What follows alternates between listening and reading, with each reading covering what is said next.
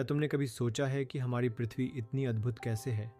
सिर्फ oceans, mountains या जंगल ही नहीं, ये धरती हमें इतनी सारी अनोखी गिफ्ट्स देती है जिसकी वजह से हम अपनी लाइफ अच्छे से जी पाते हैं।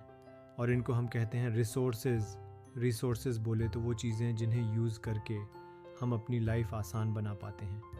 एनिमल्स जैसे कि गाय हमें दूध देती है, फॉरेस्ट्स हमें लकड़ी और ताज़ी हवा देते हैं, रिवर्स हमें पानी देती है, मिनरल जैसे कि आयरन, कोल एटसेट्रा भी हमारी लाइफ में अलग अलग तरीके से काम आते हैं। चलो आज एक मज़ेदार ट्रिप पे चलते हैं इन रिसोर्सेज के बारे में कुछ सीक्रेट्स पता करने। हम जानेंगे कि ये रिसोर्सेज आखिर क्या है, हमारे लिए क्यों ज़रूरी है, इन्हें यूज़ कर पाने की कंडीशन तक लाने के लिए हमें कौन कौन से चैलेंजेस फेस करने पड़ते हैं, और सबसे इम्पॉर्टेंट, इनका हम सब सही से कैसे इस्तेमाल करें ताकि हम अपने फ्यूचर को भी प्रोटेक्ट कर पाएं। ज़रा अपने चारों तरफ देखो, क्या क्या देखा? एक कुर्सी, एक फ़ोन, तुम्हारे जूते जो कि थोड़े से गंदे दिख रहे हैं, बट ओके, जो भी तुम देखते हो सब कुछ, छोटी सी चीज़ से लेकर लेटेस्ट टेक्नोलॉजी तक, सब नेचर के दिए हुए गिफ्ट्स से बना है ना? ऑसम। रिसोर्स नेचर में हमारे आसपास मिलने वाली वो चीज़ें हैं जो हमारी लाइफ को आसान बना सकती हैं। लेकिन यहाँ भी कहानी में एक ट्विस्ट है। किसी भी चीज़ को रिसोर्स बनाने के लिए 3 बातें ज़रूरी है। पहली, हमें उसको यूज़ करने लायक बनाने की टेक्नोलॉजी आनी चाहिए। अगर हमें पता ही नहीं है कि इसे कैसे एक्सट्रैक्ट या यूज़ करें तो वो किसी काम की नहीं, है ना? दूसरी, इसको निकालना इतना महंगा नहीं होनी चाहिए कि हम वो अफोर्ड ही ना कर पाए। अगर रुपये 10 का पेन पाने के लिए रुपये 1000 खर्च हो जाएंगे तो बात नहीं बनी ना, करेक्ट? और तीसरी, वो हमारे कल्चर के हिसाब से सही होनी चाहिए। जो बातें हमारी सोसाइटी और कंट्री में अच्छी नहीं मानी जाती वो हमें नहीं करनी चाहिए। और अब सुनो एक अमेजिंग बात। जैसा कि ज़्यादातर लोग समझते हैं, रिसोर्सेज नेचर के फ्री गिफ्ट्स नहीं होते, बिल्कुल नहीं है। ये तभी वैल्यूएबल बनते हैं जब हम सब अपनी मेहनत और क्रिएटिविटी लगाकर उन्हें यूज़फुल बनाते हैं। आइडियाज़, टूल्स और हमारी साथ में मिलकर की हुई कोशिश वो मैजिक है जो नेचर की दी हुई चीज़ों को रिसोर्सेज में बदल देती है। सो माय डियर, हम ह्यूमंस ही इस गेम के असली गेम चेंजर्स हैं, समझे? जिस तरह नेचर में अलग अलग टाइप के जीव हैं, जैसे कि मानव, मॉस्किटो, हाथी और वेल्स, रिसोर्सेज भी अलग अलग तरह के हो सकते हैं। और मज़े की बात यह है कि इनकी हम कुछ इंटरेस्टिंग तरीके से ग्रुप कर सकते हैं। बेस्ड ऑन ओरिजिन, कहाँ से आया है? ओरिजिन के आधार पर रिसोर्स 2 टाइप के हो सकते हैं। बायोटिक रिसोर्सेज जो लिविंग चीज़ों से आते हैं जैसे प्लांट्स और एनिमल्स। दूसरा, अबायोटिक रिसोर्सेज जो नॉन लिविंग चीज़ों से आते हैं जैसे हवा, पानी, कोयला, सोना, चांदी जैसे मिनरल्स। बेस्ड ऑन एग्जॉस्टिबिलिटी, कहाँ तक जाएगा? कुछ रिसोर्सेज रिन्यूएबल या अनलिमिटेड होते हैं जैसे सोलर एनर्जी जो नेचुरली वापस आती रहती है। और कुछ नॉन रिन्यूएबल यानी लिमिटेड होते हैं जैसे फॉसिल फ्यूल्स जिन्हें बनने में लाखों साल लगते हैं, जो एक दिन फिनिश हो जाएंगे। कभी सोचा है कि तुम फिर अपनी मोटरसाइकिल कैसे चला पाओगे? बेस्ड ऑन ओनरशिप, किसका है ये माल? रिसोर्सेज अलग अलग लोगों या ग्रुप्स के हो सकते हैं। व्यक्तिगत संसाधन किसी एक इंसान के होते हैं जैसे एक किसान की जमीन। कम्युनिटी रिसोर्सेज सबके लिए होते हैं जैसे एक गांव का तालाब। नेशनल रिसोर्सेज किसी देश के होते हैं जैसे फॉरेस्ट, सड़कें और नदियाँ। और इंटरनेशनल रिसोर्सेज जैसे ओशंस जो ग्लोबल एग्रीमेंट्स के थ्रू मैनेज होते हैं। बेस्ड ऑन डेवलपमेंट स्टेटस, विकास के आधार पर रिसोर्सेज अलग अलग स्टेजेस में हो सकते हैं। डेवलप्ड रिसोर्सेज, विकसित संसाधन वो होते हैं जो यूज़ करने के लिए रेडी होते हैं क्योंकि हमारे पास टेक्नोलॉजी और इंफ्रास्ट्रक्चर होता है। पोटेंशियल रिसोर्सेज अभी तक यूज़ नहीं हुए लेकिन यूज़ करने के लिए रेडी हैं, जैसे एक ड्राई रीजन के नीचे का पानी या फिर घर में स्टोर करके रखा हुआ राइस। स्टॉक रिसोर्सेज वो हैं जो सर्वेड और काउंटेड हैं लेकिन अभी अनयूज्ड हैं, जैसे कि खेत में बीजा हुआ राइस क्रॉप। रिजर्व्स वो रिसोर्सेज हैं जो हम यूज़ कर सकते हैं लेकिन फ्यूचर के लिए सेव कर रहे हैं, जैसे कि फ्यूचर राइस क्रॉप्स के लिए stored seeds and fertile land. हमारे स्कूल्स, हॉस्पिटल्स, रोड्स, इलेक्ट्रिसिटी और घर बनाने के लिए जो मटेरियल लगता है, ये सब रिसोर्सेज पर ही डिपेंड करता है। नेचर का ट्रेजर बॉक्स सच में कमाल का है।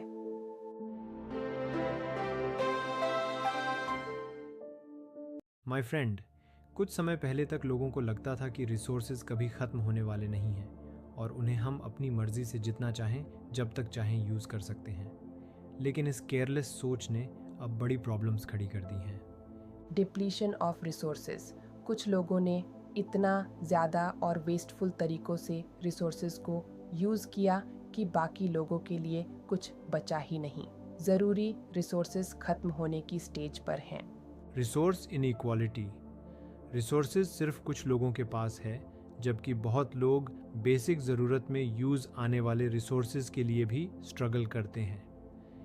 Environmental crisis. बिना सोचे समझे रिसोर्सेज का एक्सप्लॉयटेशन को हद से ज़्यादा इस्तेमाल करने से बड़ी एनवायरमेंटल प्रॉब्लम्स खड़ी हो गई है, जैसे क्लाइमेट चेंज, ओजोन लेयर का डैमेज, पोल्यूशन और ज़मीन का बंजर हो जाना। अगर हमने अपने तरीके नहीं बदले तो हमारी प्लैनेट का फ्यूचर सीरियसली डेंजर में है। लेकिन अभी उम्मीद है, एक सॉल्यूशन है सस्टेनेबल डेवलपमेंट, यानी कि हम रिसोर्सेज को ऐसे यूज़ करने की आज की ज़रूरतें पूरी हो जाए लेकिन फ्यूचर जनरेशन्स के लिए भी रिसोर्सेज अवेलेबल रहें। 1992 में ब्राज़ील की farmer capital Rio de Janeiro में अर्थ समिट के लिए दुनिया के लीडर्स ने पार्टिसिपेट किया। उन्होंने एनवायरनमेंट और सोशल प्रॉब्लम्स को सॉल्व करने के लिए कुछ बड़ी कमिटमेंट्स की। Declaration on global climate change पर साइन किया और बायोलॉजिकल डाइवर्सिटी को प्रोटेक्ट करने की रिस्पॉन्सिबिलिटी ली। फॉरेस्ट प्रिंसिपल्स को भी फाइनलाइज किया गया और एक पावरफुल एक्शन प्लान बनाया गया, एजेंडा 21। एजेंडा 21, जिसे द अर्थ समिट स्ट्रेटजी भी कहते हैं, एक डिटेल्ड प्लान है जो 21st सेंचुरी में सस्टेनेबल डेवलपमेंट को अचीव करने के लिए बनाया गया है। ये ग्लोबल कोऑपरेशन को प्रमोट करता है ताकि एनवायरमेंटल डैमेज, पॉवर्टी और डिजीजेस को खत्म के लिए मिलकर काम किया जा सके। ये हर लोकल गवर्नमेंट को अपना लोकल एजेंडा 21 बनाने को इनकरेज करता है ताकि कम्युनिटीज़ अपने आसपास सस्टेनेबल प्रैक्टिसेस फॉलो करें।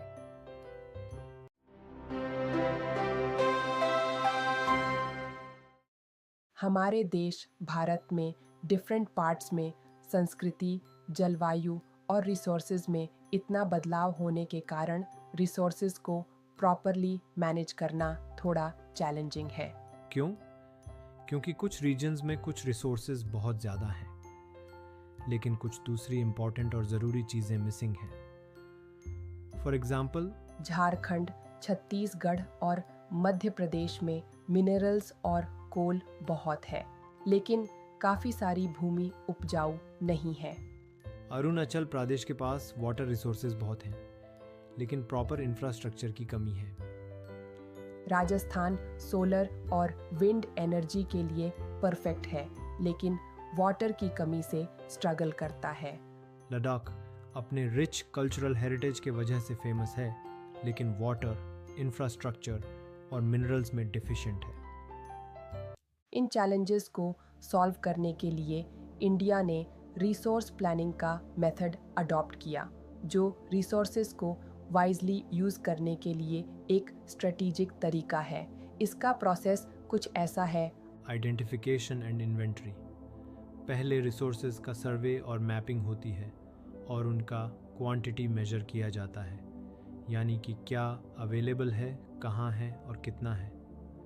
प्लानिंग स्ट्रक्चर, फिर एक स्ट्रॉन्ग प्लानिंग सिस्टम बनाया जाता है जिसमें टेक्नोलॉजी, स्किल्ड वर्कर्स और इंस्टीट्यूशंस का यूज़ होता है ताकि प्लान्स इम्प्लीमेंट किए जा सकें। कैसे यूज़ करने लायक बनाया जाएगा, कितने लोग और मशीनरी लगेगी और कब करना चाहिए और कौन कौन से डिपार्टमेंट की जिम्मेदारी होगी। नेशनल इंटीग्रेशन, और सबसे इम्पॉर्टेंट, इन प्लान्स को इंडिया के नेशनल डेवलपमेंट गोल्स के साथ अलाइन किया जाता है। ये रिसोर्सेज भारत में कहाँ काम आएंगे ताकि पूरे भारत का विकास हो सके। इंडिया ने अपने फर्स्ट 5 ईयर प्लान के बाद से ही रिसोर्स प्लानिंग पर फोकस करना शुरू कर दिया था। एक एग्जांपल लेते हैं इंडिया में लैंड यूज़ का। पाई चार्ट्स दिखाते हैं कि भूमि का यूज़ एग्रीकल्चर, वन, चरागाह और रहने वाली जगह के लिए कैसे कैसे हो रहा है। 1960 से 61 तक या 2014 से 15 तक फसल उगाने वाला एरिया और फॉरेस्ट्स के एरिया के इस्तेमाल में सिर्फ छोटी चेंजेस हुई हैं। और अगर हम रिसोर्सेज को बिना सोचे समझे यूज़ करें या फिर ज़रूरत से ज़्यादा यूज़ करने लगे तो ज़मीन का बंजर हो जाना जैसी प्रॉब्लम्स खड़ी हो सकती है जो हमारे देश की इकोनॉमी और एनवायरनमेंट दोनों को नुकसान पहुंचाती है। अपने देश के इम्पॉर्टेंट और प्रेशियस रिसोर्सेज को बचाए रखने के लिए हमें कंजर्वेशन का रास्ता अपनाना होगा। कंजर्वेशन का मतलब है रिसोर्सेज का जिम्मेदारी और सूझबूझ से, और कम से कम यूज़ करना, वेस्ट को कम करना और एनवायरनमेंट का जो डैमेज हो गया है उसके रिस्टोर करने की कोशिश करना। महात्मा गांधी भी सस्टेनेबल लिविंग को सपोर्ट करते थे। उन्होंने कहा था कि हमारा ग्रीड और मॉडर्न टेक्नोलॉजी को यूज़ करके नेचर को एक्सप्लॉइट करना ही रिसोर्स खत्म हो जाने का असली कारण है। उनका विजन था प्रोडक्शन बाय द मैसेस, मतलब लोग अपनी ज़रूरत का सामान अपने लोकल एरिया में ही बनाएं, ना कि दूर कहीं एक फैक्ट्री में मास प्रोडक्शन हो, जो कि ज़्यादा एक्सप्लॉयटेशन और वेस्ट का असली कारण है। पिछले कुछ सालों में रिसोर्स कंजर्वेशन संसाधन संरक्षण मजबूत हुआ है। ये कुछ इम्पॉर्टेंट प्रोग्रेस के पॉइंट्स हैं। क्लब ऑफ रोम, जिसने ओवर कंजम्पशन के डेंजर्स को हाईलाइट किया। शूमाकर की एक बुक स्मॉल इज़ ब्यूटीफुल, जो सिंपल और सस्टेनेबल लिविंग को प्रमोट करती है। ब्रंटलैंड कमीशन रिपोर्ट, जिसमें सस्टेनेबल डेवलपमेंट को आज की नीड्स को फ्यूचर को हार्म किए बिना पूरी करना बताया गया है। अर्थ समिट, जहां दुनिया के बड़े लीडर्स ने एनवायरनमेंट को बचाने और सस्टेनेबल ग्रोथ के लिए कुछ इम्पॉर्टेंट प्लान बनाए। ये सब एफर्ट्स हमें ये याद दिलाते हैं कि कंजर्वेशन एक चॉइस नहीं बल्कि हमारी प्लैनेट के फ्यूचर के लिए एक ज़रूरत और जिम्मेदारी है।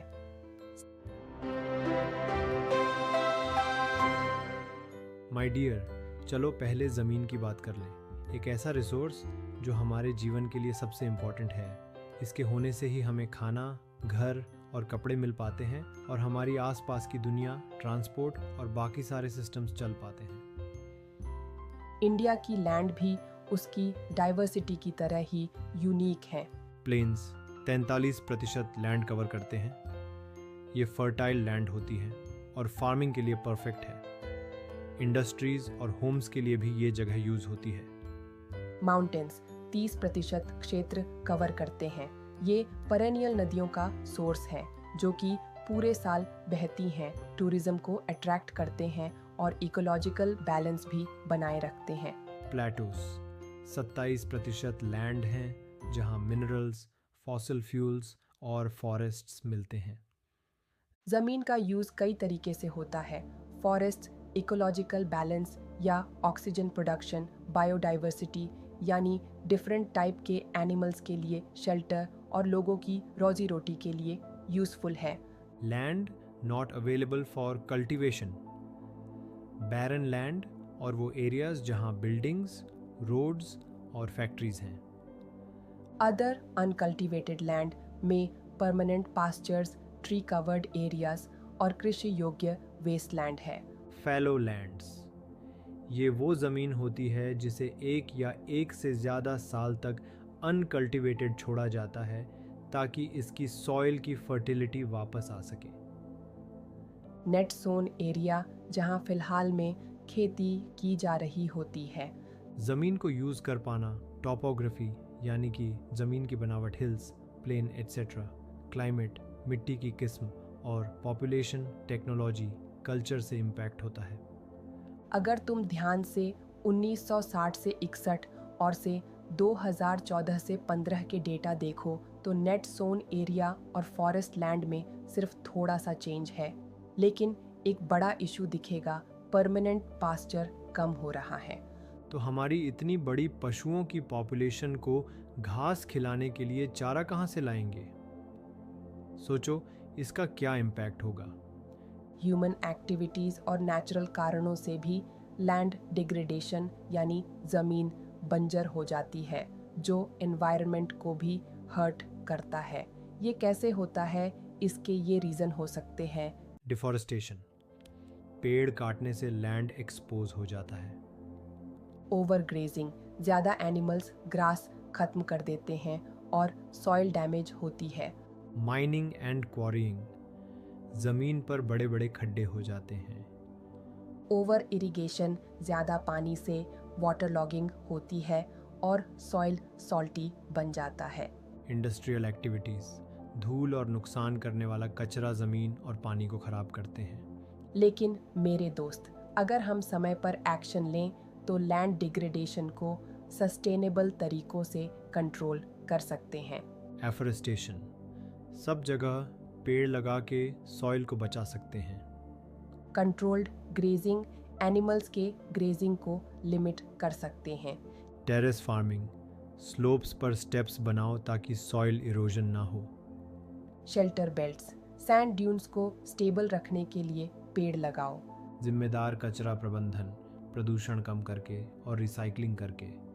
इन सब प्रैक्टिसेस के साथ हम अपनी ज़मीन को फ्यूचर के लिए सेफ रख सकते हैं।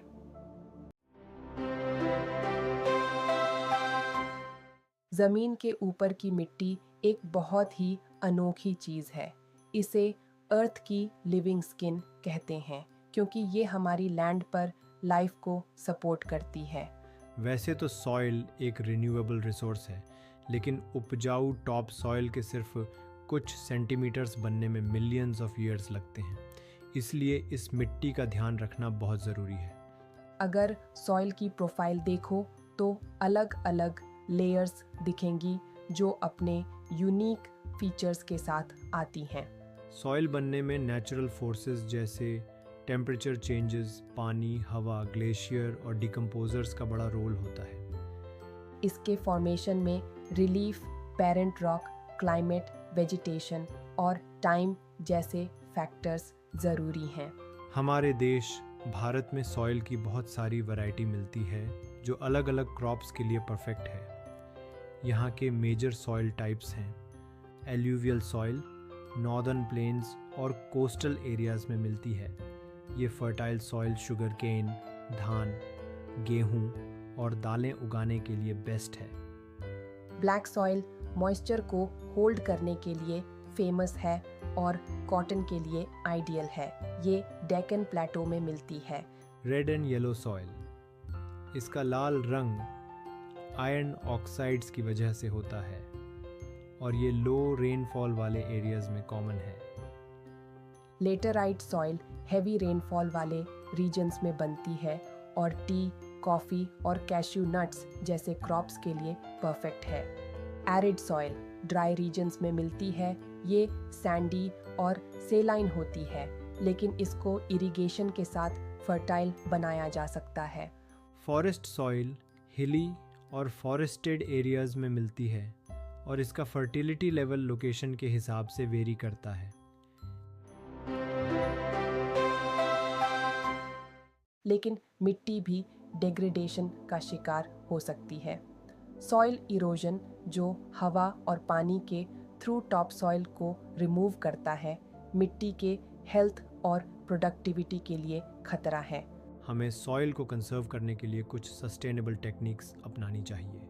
कंटूर प्लाउइंग, समोच्च जुताई, नेचुरल कंटूर लाइंस के अलोंग प्लाउइंग करके पानी के फ्लो को स्लो करके इरोजन को कम किया जा सकता है। टेरेस कल्टीवेशन, स्लोप्स पर स्टेप्स बनाकर सॉइल को वॉश होने से बचा सकते हैं। स्ट्रिप क्रॉपिंग, क्रॉप्स और ग्रास के स्ट्रिप्स ऑल्टरनेट उगाकर हवा के इफेक्ट को कम कर सकते हैं।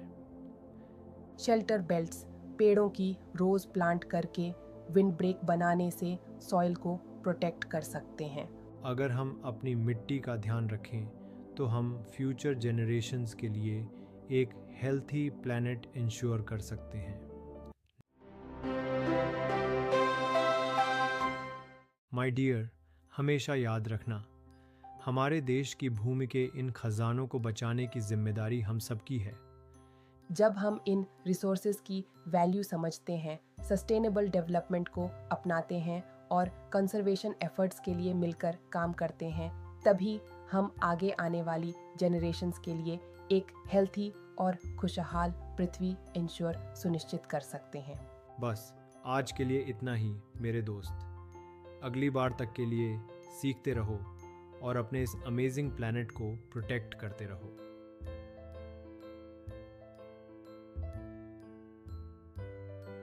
Got any questions? Ask in the comments below. We are here to help. Subscribe for more. And let's keep learning together. That's a wrap. Now go out there and amaze the world with what you've learned. See you in the next one.